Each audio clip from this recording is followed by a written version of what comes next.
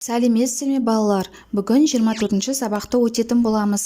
Каналымызға міндетті түрде подписаться батырмасын басып, жазылып алыңыздар. Сіздер үшін пайдалы сабақтар шығып отырады.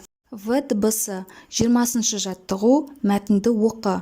Велосипед сөзі желаяқ деген ұғымды білдіреді. Оның түрлері көп. Автомобильдің жүк салғышына сыйып кететін шағын немесе жиналмалы велосипедтер бар. Оларды жолаушылар өзімен бірге трамвай, автобусқа алып кіре береді. Велосипед қоршаған ортаға қауіпті емес. Велосипед тебу аяқ бұлшық еттерін жаттықтырып, сені шымыр қылады. Сондықтан оны басты көлігің ретінде таңдауын экологияның жақсаруына қосқан үлесім болып саналады.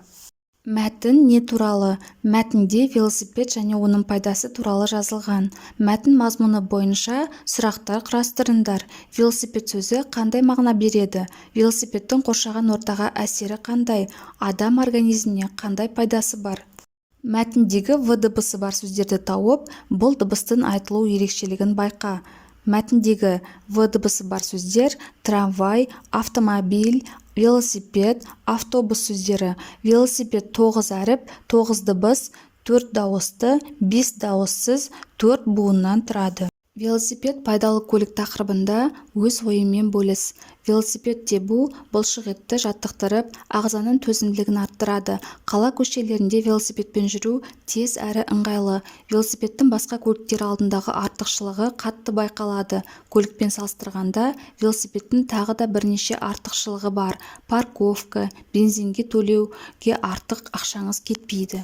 Велосипедті өзіңіздің басты көлігіңіз ретінде таңдауыңыз экологияның жақсаруына қосқан үлесіңіз болып саналады. Велосипед қоршаған ортаға мүлдем қауіпті емес. Велосипедпен серуен көңіліңізді көтеріп, күні бойы сергек жүруіңізге кепіл болады. Велосипед тебу артық салмақ тастауға жақсы көмекші бола алады.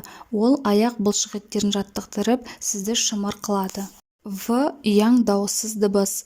Ол сөздің барлық буынында келе береді.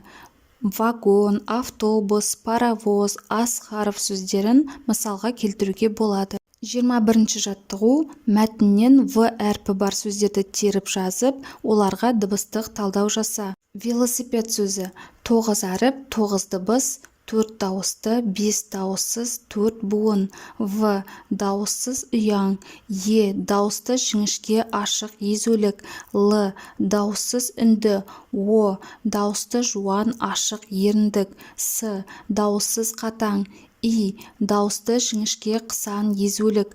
П дауыссыз қатаң. Е дауысты жіңішке ашық езулік.